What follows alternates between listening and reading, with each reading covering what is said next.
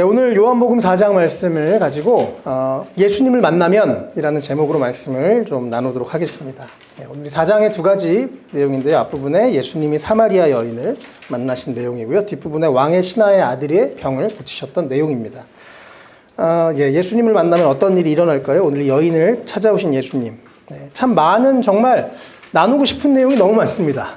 그래서 잘 절제해서 나눠야 될 것 같아요. 1절, 2절에 세례 요한에 추장 오던 사람들이 이제 예수님의 제자들이 세례를 주면서 예수님 쪽에 사람들이 몰리니까 사람들이 좀 이렇게 불편했습니다. 예수님은 그것에 어떤 무의미한 충돌을 하지 않으시고 3절에 유대를 떠나서 다시 갈릴리로 가셨습니다. 예수님이 불필요한 충돌을 하지 않으시려고 지혜롭게 그 자리를 피하셨어요. 예수님이 매번 어떤 행동하는 것 하나하나 참 지혜가 있으십니다. 이스라엘 지도를 보면요. 그냥 여기 잠깐 보시겠어요? 너무 쉽습니다. 제일 위에는 갈릴리, 중간에는 사마리아, 아래는 유대. 쉽죠? 네. 제일 북쪽은 갈릴리, 산악지방이고 중간에 사마리아, 혼혈, 오늘 나오는 요 지방, 사마리아, 아래 유대. 그리고 예루살렘, 이들의 수도도 남쪽에 유대에 있었습니다. 안 어렵죠? 이제 예수님이 이 유대에 계시다가 다시 갈릴리로 가려고 하시니까 사마리아를 지나가야 됩니다. 근데 그 당시에는 질러서 안 갔어요. 유대인들은 다 이렇게 돌아갔습니다. 왜냐하면 사마리아는 예전에 아수르라는 나라가 예전에 북이스라엘이죠. 여기를 다 무너뜨리고 나서 막 혼혈로 만들었습니다. 막 민족들을 섞어버렸어요. 그래서 남쪽에 있는 유대인들은 우리는 정통 유대인이야, 우리 정통 이스라엘이야 이런 생각을 가지고 저 혼혈들, 저 잡탕들, 저 개와 같은 동물과 같은 짐승과 같은 놈들 그러면서 그들과 말도 안 섞었습니다. 그래서 그냥 가면 되게 가까운데 그들과 접촉하지 않으려고 삥 돌아서 베레아라는 저 약간 외곽으로 이렇게 돌아서 늘 오가고는 했었습니다. 그래서 3절에 가야 되는데 4절에 그렇게 하려면 사마리아를 거쳐서 가실 수밖에 없었어요. 가까운 루트는 그렇죠. 근데 일반적인 유대인은 안 그랬는데 5절에 예수님이 일부러 사마리아로 지나가십니다. 그러면서 사마리아에 있는 그래서 예수님은 그 당시에 유대인들과 행동이 달랐어요. 그 당시에 유대인들이 생각하는 전통 혹은 그 당시에 옳다고 생각하는 것과 똑같이 행동하지 않았습니다. 예수님은 진리가 무엇인가, 하나님의 뜻이 무엇인가에 따라서 행동을 하셨어요. 그래서 예수님이 그들의 습관과 문화에 상관없이 아주 고의적으로 지나가십니다. 이 여인을 만나려고 가세요. 그리고 5절에 수가라는 한 마을에 도착하셨습니다.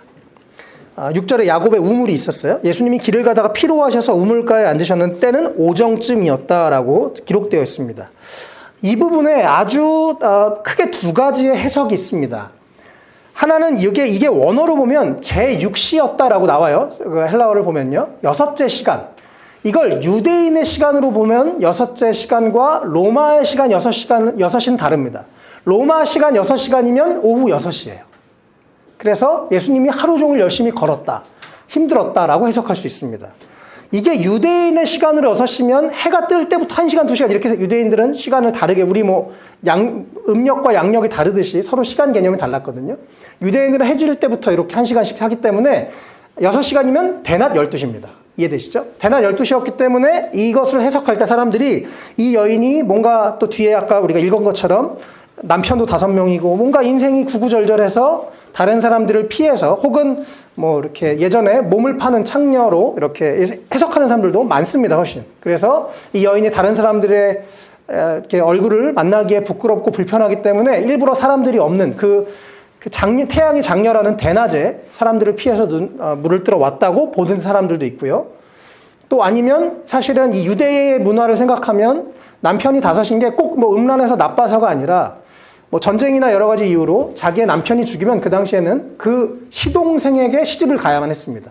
남성 중심의 사회였고 땅을 기업으로 계속 받아야 됐기 때문에 그래서 남자 형제가 예를 들어 6명인데 첫째 형이 죽고 둘째 형이 죽고 셋째 형이 죽고 이렇게 돼서 어쩔 수 없이 5번 결혼을 할 수도 있는 거예요. 그렇게 되면 어쨌든 이렇게든 저렇게 보든 기구한 운명인 분명하죠. 이 여인에게 여러 가지 사연이 있고 마음이 아픈 아주 힘든 그런 인생이었다는 건 분명합니다. 어쨌든 어떻게 해석하든지 그게 중요한 건 그건 천국 가서 따지면 되고 나중에 요한한테 천국 가서 물어보세요. 근데 중요한 건 요한은 옆에서 그걸 봤어요. 이 여인을 찾아오신 예수님. 7절에 예수님이 너무 힘들어가지고 우물가에 앉아 계셨는데 사마리아 여자가 물을 길러 왔습니다. 그래서 예수님이 고의적으로 접근합니다. 나에게 물을 좀 주십시오. 그래서 여자에게 마실 물을 달라고 합니다. 마침 제자들이 없었고 예수님과 여인과 단둘이 있을 때 일어난 사건입니다. 예수님은 참 인격적이십니다. 우리에게 어떤 죄나 이런 것을 물으거나 지적하실 때 막 사람들 앞에서 공개적으로 막 예를 들어 하나님이 저에게 말씀하시는 거예요. 지금 우리 아내가 무슨 죄를 짓고 있다. 절대 그러지 않으십니다. 하나님 너무나 인격적인 분이십니다. 문제가 있는 건 나에게만 말씀하세요. 네. 다른 사람에게 저 사람의 죄가 있어 이렇게 하나님은 쉽게 함부로 말씀하는 분이 아니십니다. 예수님이 이 여인과 정말 깊은 대화를 또 어려운 이야기를 해야 되는 상황이었기 때문에 예수님이 단둘이 있을 때 제자들이 없을 때 이 여인을 찾아가십니다. 9절에 이 여인 자체가 너무 우리 저번에 원철 형제님이 지난주에 얘기하셨죠. 3장에서는 니고데모 그 당시에 유대인으로서 아주 종교적으로 정치적으로 높은 지위에 있는 사람도 예수님을 만나셨고 여기서 반대로 이방인이고 여인 당시에 유대인들은 아주 격렬했었던 그 사람에게도 예수님은 똑같이 찾아가십니다. 그 사람의 인종이 어떻든지 겉에 무슨 명함이 어떻든지 지위가 어떻든지가 아니라 그 사람 자체를 예수님은 보시는 거예요. 그래서 예수님은 상관없이 어린이든 어른이든 또 사회적으로 무슨 내 직업이 뭐든 예수님은 그 겉의 모습을 보지 않으십니다. 나를 보세요. 우리의 중심을 보세요. 우리 자신 한 명 한 명을 그대로 있는 그대로 존재 그대로 사랑하시고 이해하시는 분이십니다. 오늘 예수님이 여인에게 찾아가셨어요. 사연이 있는 여자에게. 그러니까 여자가 평소에 다른 유대인들에게 그동안 수많은 사람들에게 경멸을 당했고 무시를 당했을 이 여인. 예. 그들에게 너무 의아한 거죠. 자기에게 누군가 따뜻하게 다가오니까. 이상한 거예요. 나한테 와서 다른 사람은 어떤 선입견 없이 차별 없이 그냥 말을 거니까 너무 이상해서 여자가 물어봅니다. 9절에 선생님 유대 사람인데 왜 사마리아 여자인 나한테 물을 달라고 합니까? 왜요? 예수님이 사실은 그 여인에게 물을 주고 싶어서 이 질문을 하셨어요. 예수님이 그 여인에게 영원한 생수를 주기 위해서 그 여인을 일방적으로 찾아오십니다. 그래서 10절에 네가 하나님의 선물을 알고 너에게 물을 달라고 한 사람이 누군지 알았다면 내가 누군지 알았으면 네가 나한테 청했을 거야. 그러면 그는 너에게 바로 나는 너에게 영원한 물을 줄 거야 라고 얘기하는 거죠. 사실은 예수님이 주지 못해 안달이신 상황이에요. 그렇죠? 그래서 말을 걸고 그 여인과 대화하면서 그 여인에게 영원한 생수를 주고 싶어 하셨습니다. 가요 중에 그런 노래도 있는 것 같아요. 물 좀 주세요. 이런 노래들이 몇 개 있더라고요. 물이라는 거 참 중요하죠. 사람이 특별히 또 이 더운 지역에서 목마른 것, 우리의 이 갈증 참 중요한데 여기서 예수님이 말씀하시는 물은 그냥 이 육체적인 물이 아닙니다. 영적인 물을 얘기합니다. 우리 영혼 깊은 곳에 그 갈급함, 그 갈증을 예수님은 채워주고 싶으신 거예요. 네. 감사하게 요즘에 우리 청재 형제가 엄청난 은혜를 받고 있어요. 그래서 이 영혼의 이 갈증이 채워져서 너무 기뻐서 이번 주에 노래를 3곡이나 만들었어요. 예. 그래서 나중에 기회가 되면 우리가 더 듣게 됐으면 좋겠어요. 이게요, 내가 그냥 듣는 게 아니고 내가 그걸 느껴야 그렇지 이 영혼 깊은 곳에 뭘 먹어도 안 채워지고 어떤 쾌락으로도 어떤 즐거움으로도 물건을 새로 사도 안 채워지는데 조금 지나면 또 새 거 사고 싶고 또 바꾸고 싶고 이게 사랑이잖아요. 어떤 사람을 만나도 물론 사람을 사랑하고 가족 간에 따뜻함을 느끼죠. 그러나 이 영혼 깊은 곳에 있는 게 안 채워지는데 예수님만이 채우실 수 있는 그곳이 바로 우리의 영혼입니다. 영입니다. 그러면서 예수님이 내가 너한테 생수를 주고 싶어. 내가 누군지 알면 너한테 네가 생수를 구할걸? 영원한 그 물, 너의 영혼 깊은 곳이 채워져서 다시는 허기지고 목마르지 않을 것을 네가 나한테 구할걸이라고 얘기하시면서 예수님이 주고 싶어서 안달이십니다.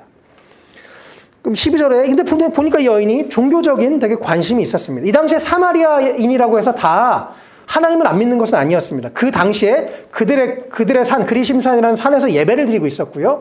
또 학자들이 얘기하는 건 일반적으로 구약성경, 유대인들은 구약성경 전체를 믿었고 사마리아인들은 모세오경만 믿었다고 합니다. 옛날 그 성경만. 예, 역사적인 그런 여러 가지 복잡한 일이 있었기 때문에 옛날의 그 모세오경은 그들도 믿었다고 합니다. 종교적인 사람들은. 어쨌든 그런 차이들이 있는데 12절에 선생님이 우리 조상 야곱보다 더 위대한 분이시라는 말입니까? 네, 그가 하나님 우물을 줘서 그 우물 때문에 지금 우리 가족들이 먹고 있는데 우리의 그 믿음의 조상 야곱.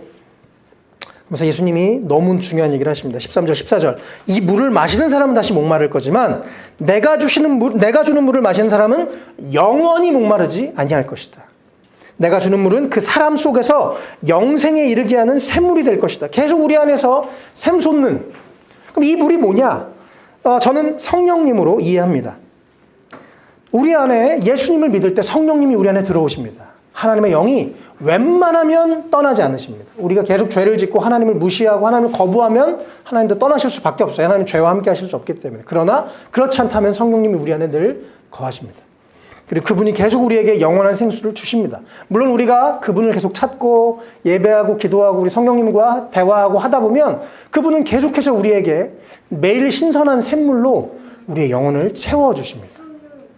그래서 여기서 특별히 13절, 14절에 이 물을 마시는 사람은 이라고 할 때 이 헬라어가요, 한 번 마시는 게 아니고 지속적으로 마시라는 의미입니다. 계속 너는 마시면 더 채워질 거야. 마시면 계속 그 물에 너의 이 갈증을 해결해 주는 것을 경험하게 될 것이다 라고 말씀하시는 것입니다. 네. 우리가 정말 사람에게 어떤 물건에게 어떤 일의 결과에 혹은 유명한 인기와 어떤 세상의 결과들, 사람들의 명예, 쾌락 다 시간이 지나면 다시 그것으로 영원히 만족이 안 됩니다. 인간은 또 찾게 됩니다. 또 필요합니다.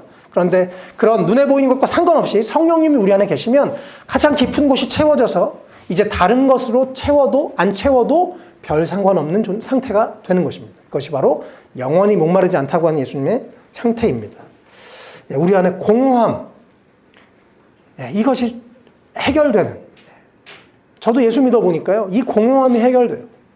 그리고 예수님 안에서 점점점 풍성한 은혜가 내 안에 점점 빛이 들어와서 그 생명이 들어와서 내 마음에 영혼에 가득 채워지니까 정말 이제는 안 먹어도 배부르고, 가끔 찬양할 때 정말 이대로 죽어도 좋겠다 이런 생각할 때가 있어요. 너무 행복해서.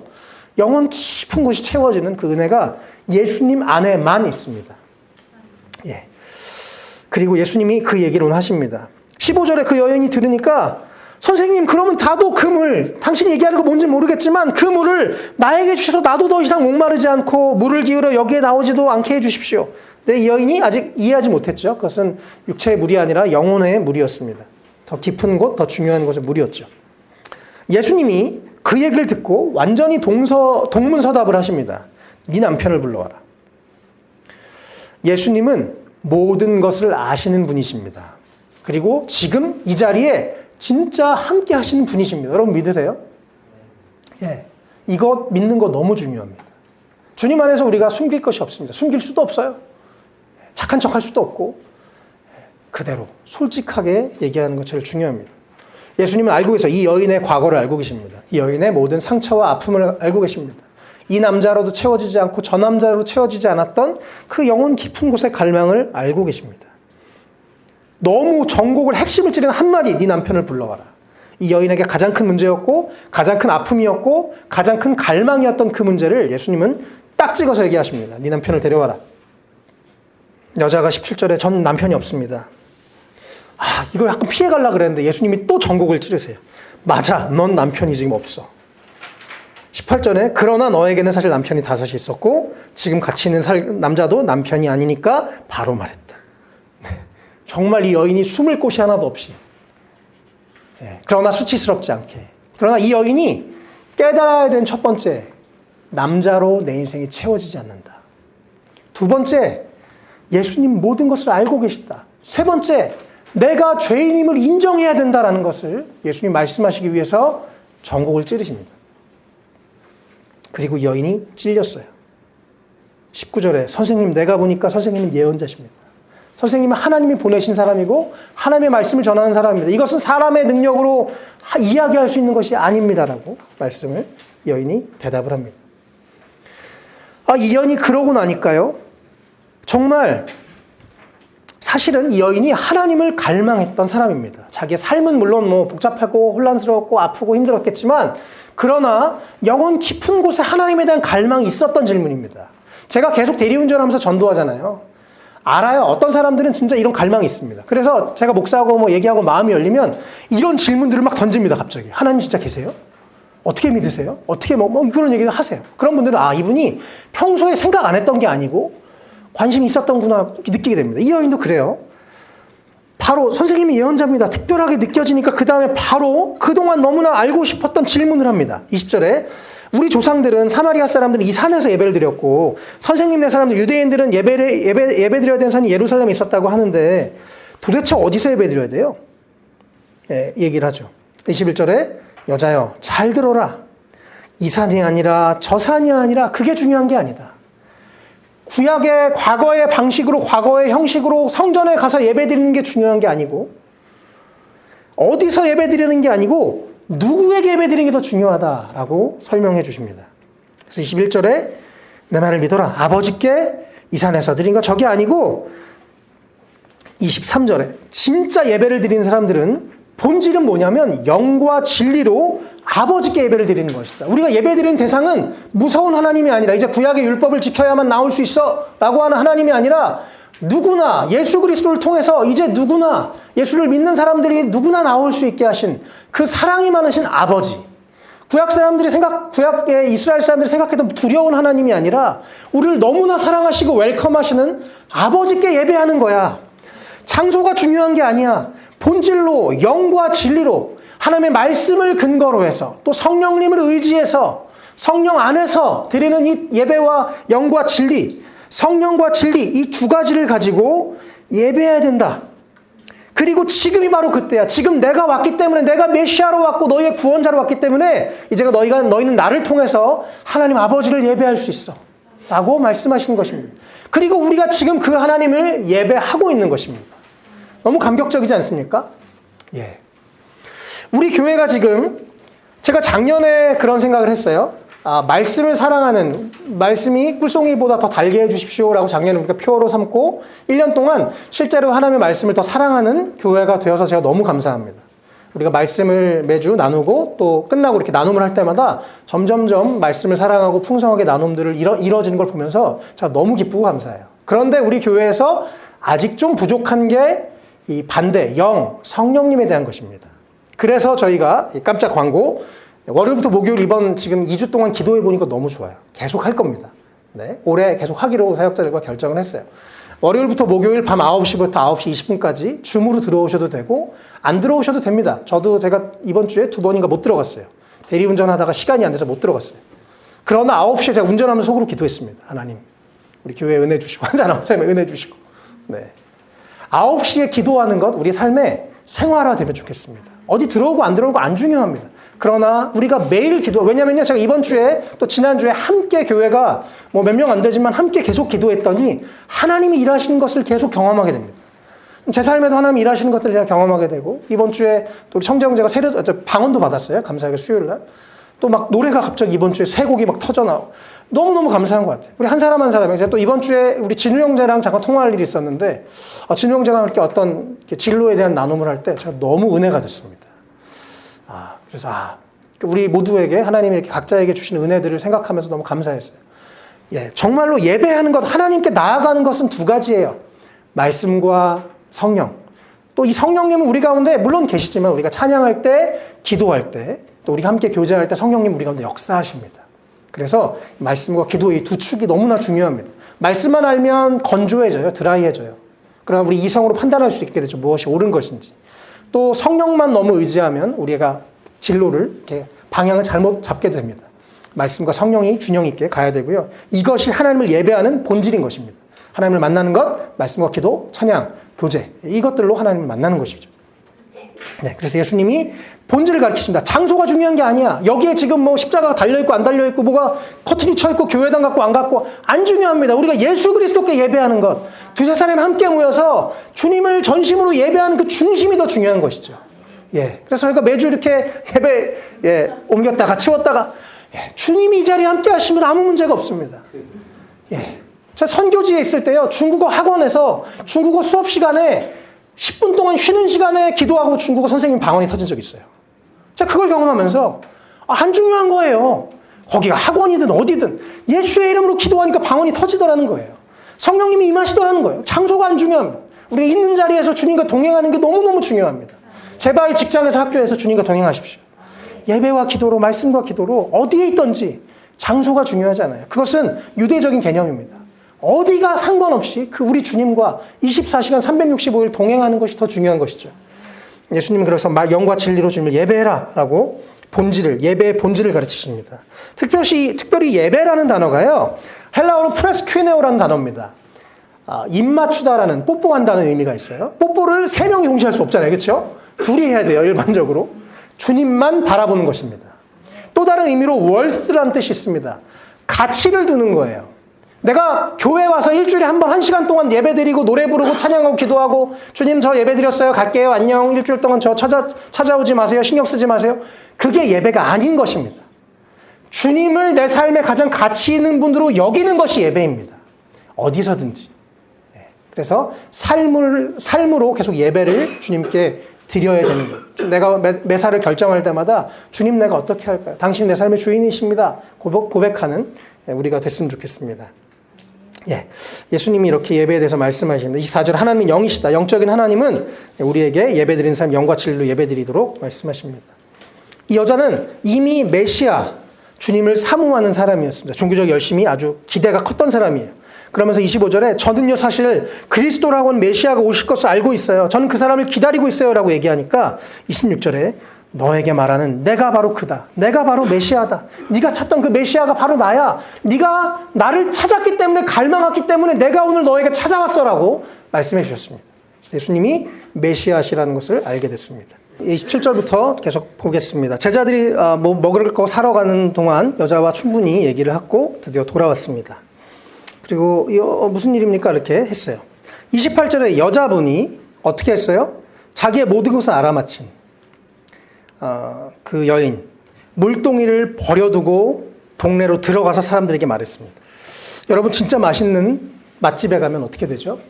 맛있는 거 먹고 나서 꼭 친한 사람, 사랑하는 사람한테 여기 진짜 맛있어. 그래서 자기가 시간을 내고 돈을 내서 친구랑 사랑하는 가족들 데려갑니다. 막 먹는 거 보고 뭐라 그래요? 맛있지 맛있지 맛있지 이러면서 내가 시간 쓰고 돈 쓰면서 행복해해요. 이 여인이 예수님을 경험하고 만났기 때문에 물동이를 지금 원래 이거 갖고 오늘 물 들려고 왔다가 이거 지금 던져버리고 사람한테 달려갑니다. 내가 한 일을 모두 알아맞힌 분이 계십니다. 와서 보십시오. 그분이 그리스도가 아닐까요? 그래서 이 여인의 말을 듣고 많은 사람들이 동네에서 나와서 예수님께로 왔습니다. 이 여인은 증언을 했어요. 증언. 내가 경험한 것을 사람들에게 말했습니다. 그래서 아까 증언이라고 39절에 그 동네에서 많은 사람들이 예수를 믿게 된 이유가 이 여자가 자기에게 한 일을 예수님께서 다 알아맞히셨다고 증언했기 때문에. 증언에 힘이 있어요. 내가 예수님을 만나고 내가 경험한 걸 나눌 때 사람들에게 힘이 있습니다. 그냥 단순히 기계처럼 외워가지고 막 전도하는 거 별로 힘이 없어요. 물론 말씀의 능력이 있지만 내가 경험한 것을 사람들에게 증언할 때 정말 힘이 있습니다. 예수님이 또 중요한 얘기 하시죠. 예수님이 먹을 것 막 갖고 왔는데 32절에 예수님이 나는 너희가 알지 못하는 먹을 양식이 있어. 이렇게 얘기를 하십니다. 그게 뭔데요? 34절에 내 양식은 나를 보내신 분의 뜻을 행하고 그분의 일을 이루는 것이다. 하나님의 뜻을 행하면 그거만큼 마음에 진짜 행복한 일이 없습니다. 하나님이 나에게 맡기신 사명을 기쁘게 감당할 때 그것만큼 내 안에 정말 마음의 깊은 곳을 채워줄 수 있는 것이 없습니다. 그래서 예수님이 이렇게 제자들에게 또 하나님의 일, 하나님의 말씀에 하나님의 명령에 순종할 때 영적인 생명력이 우리 가운데 있어서 영적인 배부름을 경험하는 것을 예수님이 한 번 더 설명하십니다. 제가 하나 이거 빼먹었는데 29절에요. 이 여자가 아까 이렇게 얘기하십니다. 그분이 그리스도가 아닐까요? 라고 질문을 하죠. 사람들에게. 참 재밌게도요. 오늘 이 4장 말씀을 보면 사마리아 여인이 오늘 예수님 처음 만났죠. 9절에는 처음에 당신이라고 얘기합니다. 선생님이라고 되어 있지만 이제 원래 이 원어에는 당신이라고 되어 있어요. You, 당신 누구세요? 이렇게 얘기합니다. 그러다가 좀 내가 너한테 생수를 줄 수 있는데 내가 누군지 알았으면 그러니까 좀 뭔가 느낌이 여인이 심상치가 않은 거예요. 그래서 11절에 주님이라고 이 여인의 호칭이 바뀝니다. 예수님 처음에 그냥 당신 누구세요? 그랬다가 주님이십니다. 원래 헬라어로는 큐리오스라는 그런 단어를 쓰고 있어요. 19절에 그러다 예수님이랑 대화해보니까 이분이 내 모든 걸 아셔. 그래서 19절에 더 한 단계 나가서 당신 주여 그러다가 그 다음에 19절에는 당신은 예언자입니다. 당신은 하나님 보내신 특별한 사람입니다. 모든 것을 다 아시는 특별한 사람입니다. 라고 얘기합니다. 그래서 29절에서는 더 발전해서 당신은 그리스도십니다. 당신은 메시아십니다라고 이 여인이 예수님에 대한 인식이 점점 깊어지는 것을 볼 수 있습니다. 여러분에겐 예수님이 누구세요?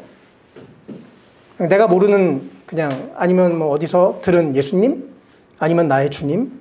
그분은 메시아고 선지자고 나의 왕이신지 우리가 잘 예수님을 누군지 생각해 보시면 좋겠습니다. 바라기는 우리가 더 예수님을 향한 믿음이 이 여인처럼 깊어졌으면 좋겠어요. 예수님이 정말로 나의 왕이십니다. 나의 주인이십니다. 나의 인생의 넘버원이십니다. 고백하게 된 우리가 되면 좋겠습니다. 또 이 추수에 대해서 이 육신의 눈으로 볼 때 아직 추수할 때가 안 됐지만 영적으로 봤을 땐 지금 추수할 때가 됐어. 이미 하나님 나라가 시작됐고 이제 영혼들이 하나님께 예수님께 돌아오고 있어 라고 예수님이 말하십니다. 네. 그래서 우리가 함께 우리도 또 이 여인처럼 우리가 경험한 예수님을 우리 주변 사람들에게 증언하고 또 그래서 그 영혼들을 추수할 수 있는 우리가 되면 좋겠어요. 네. 39절에 이 동네에서 많은 사람이 예수를 믿게 된 이유가 이 여인이 증언 때문에 많은 사람을 믿게 됐습니다.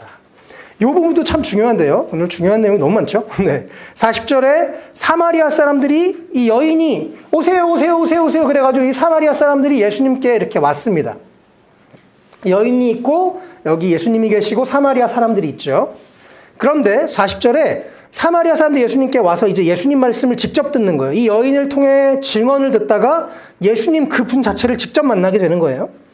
그러면서 선생님 제발 좀 더 계주세요. 더 계셔서 우리에게 말씀 좀 더 해주세요. 40절에. 그래서 함께 머물기를 청하니까 예수님이 이틀 동안 거기에 더 머무르십니다. 이틀 동안 뭐 하셨겠어요? 계속 하나님의 말씀을 가르치셨습니다. 그러니까 41절에 그 말씀, 예수님이 직접 전하신 말씀을 통해서 예수의 말씀을 듣고 더 많은 사람들이 믿게 되었다라고 얘기하죠. 42절 너무 중요한데요. 그래서 이 사마리아 사람들이 이제 그 전도에서 데리고 온 여인에게 말합니다. 우리가 믿는 건 이제 당신의 말 때문만은 아니고 우리가 그 말씀을 직접 들어봤더니 이분이 참으로 세상의 구원자이심을 알았습니다. 너무 중요해요. 여러분, 목사님의 설교에 너무 의존하지 마십시오. 제가 계속 여러분 성경 읽으라고 강조하는 것, 또 우리가 지금 성경 한 장 한 장을 보는 이유가 여러분이 성경에 더 집중하고 성경을 더 사랑하고 저를 통해서가 아니라 직접 예수님께 나아가세요. 이것이 목회자의 가장 큰 기쁨이고 목표입니다. 여러분 모두 평생 시간이 지나면 이사를 갈 수도 있고 이민을 갈 수도 있고 우리가 함께 여기서 평생 예배 못 드릴 수도 있어요. 그러나 예수님은 평생 우리와 함께 하십니다. 우리가 바라봐야 될 것 주님의 말씀이고 예수님입니다. 예. 그래서 여러분 스스로 주님께 계속 나아가시면 좋겠어요. 예. 설교에 의존하지 마시고 예수님께 나아가십시오. 예. 말씀 자체를 붙들고 사랑하고 계속 읽고 묵상하고 기도하는 우리가 되면 좋겠습니다. 오늘 본문이 좀 길기 때문에 마지막 짧게 나누겠습니다. 예수님이 갈릴리로 가셨는데요. 많은 사람들이 이미 예수님이 예루살렘에서 기적을 베푸셨더니 많은 사람들이 따라왔습니다. 46절에 왕의 신하가 한 사람이 있었는데 아들이 가버나움에서 좀 거리가 있는 곳에서 앓고 있었어요. 공간이 떨어져 있었습니다. 예수님이 오셨다는 얘기를 듣고 가버나움으로 내려오셔서 아들을 고쳐주십시오라고 기도한 거죠. 우리가 지금으로 얘기하면 예수님은 지금 눈에 보이지 않으시니까 물리적으로 함께 계시지 않으니까요. 기도한 거로 볼 수 있습니다. 예수님이 49절에 선생님 내 아이가 죽기 전에 내려와 주십시오라고 믿음을 가지고 예수님이 성경에서 나오는 모든 치유의 과정들은 기적에는 다 믿음이 동반됩니다. 주님이 진짜 하실 수 있다는 믿음으로 기도할 때 주님이 그 기도를 들으시고 빡 능력을 나타내십니다. 물론 주님이 다양하게 의사를 통해서도 고칠 수 있고 약을 먹게 고치실 수도 있고 여러 방법으로 고칠 수 있습니다. 꼭 주님 이 방법으로만 이런 식으로 하세요. 이것도 우리가 교만이죠. 또 주님을 제한하는 것이죠. 주님은 다양한 방법으로 일하실 수 있습니다. 그러나 또 한순간 치료하실 수도 있습니다. 여러분 믿으시죠? 네. 어쨌든 예수님에게 구할 때 50절에 돌아가거라 내 아들이 살 것이다. 예수님이 이 말씀 하시고 이 사람은 그 예수님의 말씀을 믿고 떠나갔습니다. 믿음을 가지고 떠났어요. 예수님은 거리를 초월해서 시공을 초월해서 일하실 수 있는 분이라는 것을 믿고 돌아갔습니다. 그리고 내려가는 중에 종들이 얘기하는데 오! 선생님 아이가 살았어요. 언제라고 물어보니까 1시 바로 예수님이 말씀하셨던 그 순간 나았다는 것을 이 사람이 시간차죠. 좀 시간 지나서 알게 된 것입니다. 예수님이 말씀하시니까 그 순간 나았다는 거예요. 시간이 물론 지나서 알게 됐지만 이 얘기를 듣고 예수님의 능력을 이 가정이 체험하고 나서 그와 그의 온 집안이 다 예수님을 믿게 되었습니다. 하나님이, 예수님이 세상을 창조하셨고 지금도 살아계신다고 믿는다면 우린 이것을 믿을 수 있습니다. 주님이 오늘도 너 나아라, 낫는 것입니다. 주님이 너한 새로운 길을 내가 열어줄게, 열리는 것입니다. 주님이 막으시면 아무도 갈 수가 없는 것입니다. 우리 지난주에 그 말씀 했었죠. 주님이 허락하지 않으면, 하늘로부터 오지 않으면 우리가 아무것도 받을 수 없다고 말씀해서 말했습니다. 제가 요즘에 그 유튜브로 그 잘잘법에서 세계 기독교 역사 12시간짜리 계속 듣고 있습니다. 이제 한 8시간 들었어요. 시간 남을 때마다 계속 듣고 있는데 너무 재밌고 좋습니다. 그리고 제가 다시 한번 그 2000년 동안 교회의 역사를 들으면서 그 하나님, 2000년 동안 예수님 시대 이후에 교회를 인도하신 그 주님이 지금 우리와 여기서 함께하고 계시고 그 주님이 우리 교회를 인도하고 계시고 내 삶을 인도하고 계신다는 것이 생각이 나면서 너무너무너무 감동이 됩니다. 여러분 믿으세요? 지금 나와 함께 하시고 지금 살아계신 예수님을 믿는 것은 너무너무 중요한 일입니다. 성경 속에 있는, 역사 속에 있는, 기록 속에 있는 예수님이 아니라 지금 내 길을 듣고 계시고 지금 나와 여기 함께하고 계신 예수님 믿는 건 너무 중요합니다. 이번 주 수요일 날 오전에 우리 중국인들이랑 같이 성경 공부를 하면서 이제 사도행전을 거기 시작했어요. 우리도 이제 이거 끝나면 사도행전을 할 건데요. 사도행전 1장을 같이 읽고 공부하고 같이 기도를 하는데 너무너무 마음이 뜨거워지는 거예요. 다 이 줌으로 했거든요. 다 온라인으로 컴퓨터 화면 보면서, 핸드폰 화면 보면서. 그리고 무려 4,000km가 떨어져 있어요. 지금 제일 저랑 멀리 있는 분이랑 저랑 거리를 계산해 보니까. 근데 같은 시간에 4,000km 떨어져 있는 데서 기도를 하는데 함께 같은 성령님을 경험하더라는 거예요. 목사님, 제가 오늘따라 기도가 너무 제 영혼이 너무너무 뜨거워져요. 목사님, 저도 그래요. 막 이런 얘기를 하셨습니다. 저는 너무 감동이 되더라고요. 그렇지. 정말 우리 주님이 시공을 초월해서 역사하는 분이지. 바로 지금 구했을 때 지금 역사하는 분이시지. 그래서 거기에 몇 명은 제가 지금 이렇게 뜨겁게 기도해 본 게 태어나서 처음이에요. 막 이런 얘기를 하는 거예요. 너무너무 감사했습니다. 수요일 날 오전이었어요. 수요일 날 저녁에 우리 이제 청년 성경 공부 또 민혁 형제랑 청재 형제랑 앉아서 셋이 성경 공부하고 얘기하다가 오늘도 좀 뜨겁게 기도하자. 이렇게 기도를 입을 열어서 기도하면 좋겠다 얘기하고 성령님 지금도 살아계시기 때문에 원하시면 방언을 주실 수도 있다. 제가 경험해보니까 하나님은 주고 싶어 하세요. 너무. 오늘 아까 예수님처럼. 그래서 우리가 더 주님을 알고 더 기도할 수 있도록 주님은 돕고 싶으세요. 문제는 우리가 문제죠.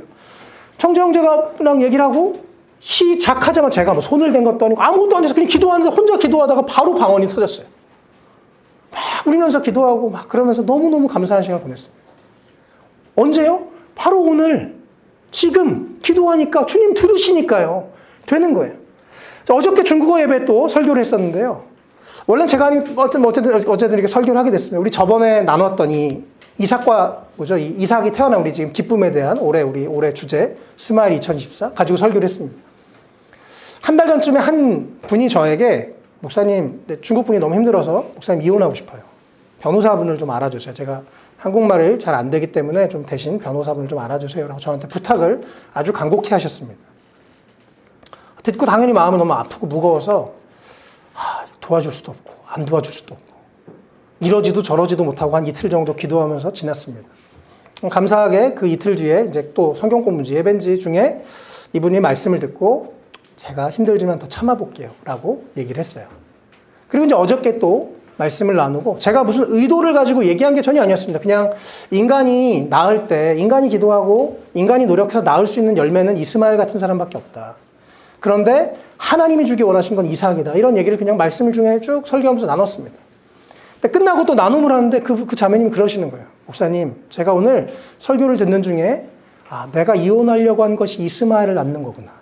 이건 또 다른 지금도 이스마엘이랑 이삭이랑 그 아랍과 유대인들이 전쟁하는 것처럼 내가 그런 결정을 하면 또 다른 아픔, 또 다른 갈등이 계속 있겠구나. 그런 생각이 들면서 목사님 제가 오늘 설교를 듣고 이혼하지 않기로 결정했습니다. 그런 얘기를 어저께 나눴어요. 너무너무 기뻤습니다. 하나님이 지금도 말씀 가운데 역사하고 계시고 바로 살아계신 주님이 우리 가운데 운행하시는구나 이것을 느끼니까 너무너무 감사하고 기쁘더라고요. 우리 주님 그렇게 살아계세요. 지금도 살아계세요. 오늘 이 두 번째 사건을 통해서 지금 내 기도를 들으시는 하나님, 지금 일하실 수 있는 예수님, 그 예수님을 더 믿게 되시면 좋겠습니다. 막연한 게 아니라 나중에 어떻게 되겠지가 아니라 주님은 지금도 우리 기도를 다 듣고 계시고 우리의 발걸음을 인도하고 계십니다. 예, 말씀을 정리하겠습니다. 오늘 내용이 좀 많았죠? 오늘 예수님을 만나면 이란 제목으로 나눴는데요. 특별히 꼭 기억해야 될 것은 세 가지입니다. 첫 번째, 예수님을 만나면 다시 목마르지 않습니다. 다시 공허함이 사라집니다. 이 영혼 깊은 곳에 채워지는 것을 경험하게 됩니다. 두 번째요, 예수님을 만나면 이 여인처럼 물동이를 던져두고 사람들에게 증언하러 가게 되어 있습니다. 나의 모든 것을 아시는 예수님, 나를 변화시키신 분, 여러분도 만나보세요 라고 하게 되는 거죠. 우리 각자의 방법으로 또 그럴 수 있는 은혜가 있었으면 좋겠습니다. 또 마지막 이 사건에 살아계신 예수님, 지금 나와 함께 하신 예수님, 그 살아계신 주님을 우리가 경험하게 되는 것, 예수님을 만날 때 가능하게 됩니다.